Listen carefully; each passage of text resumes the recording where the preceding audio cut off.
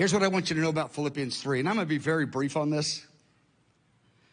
Paul wrote Philippians 3 when he was in prison at the end of his life. He didn't write this as a new apostle, you know, the Damascus Road experience in Acts 9, the glory of Jesus. Okay, I'm going to press in. Wow, the next 20, 30, 40 years, it's going to be amazing. This is at the end. He's in prison. He's been beaten with rods. He's been mistreated. He's been betrayed by the body of Christ time and time again, by the body of Christ. I mean, it's amazing. Like I remember in Timothy, Paul said, all in Asia have left me. The church of Ephesus, the great revival church, turned against Paul and turned away from him. How could Ephesus, how could Asia leave Paul? Paul says, yeah, I'm in prison. They just said it wasn't really working like it used to work with me. In Corinthians, 2 Corinthians, he wrote one time, he goes, I know to you I'm no longer approved. However, so the Corinthian church that he birthed, they said, you know, Paul, he's kind of lost his way. They didn't approve of him at the end. Can you imagine that?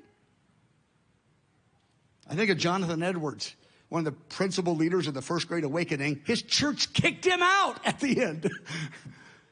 I'm really glad because he wrote amazing books when he got kicked out. I mean, he wrote the best stuff. Well, Paul wrote this. He says, I count everything's loss. Meaning I had all these open doors and all these privileges. He goes, I don't care. I feed my heart on the excellency of this man, the beauty of this man. Yeah, I lost opportunities because I obeyed him. I lost opportunities because I pressed in. I don't even care. He goes, matter of fact, they're rubbish.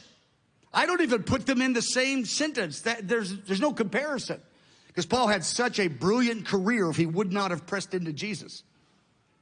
He had a brilliant career before he said yes to Jesus. And then, even after he said yes to Jesus, if he took his foot off the gas pedal a little bit, some of these churches would not have rejected him. But he kept moving on. He goes, verse 3, here it is, the three things. I want to know him. I want to walk in his power. And I'm going to fellowship in an intimate way with his sufferings. Meaning, Jesus was resisted because of his stand for righteousness and more. I mean, he offered himself as the atonement. That's a unique thing. But he was hated by his nation because of his stand for righteousness. Paul says, I'm going to enter into intimacy with him. I'm going to take some of the hits he took because I'm standing for what he stood for.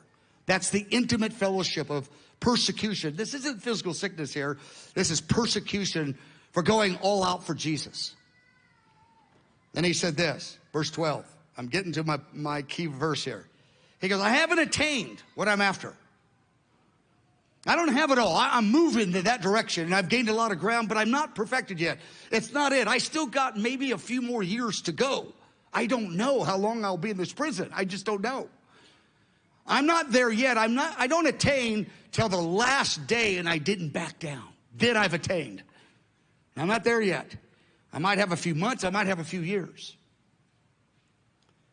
He was in prison in Rome, but he goes, I know this. Verse 12, I'm going to press on. How does a guy in prison that his former associates in Judaism and the Sanhedrin rejected him, many believers have rejected him at this point in time. He's in prison.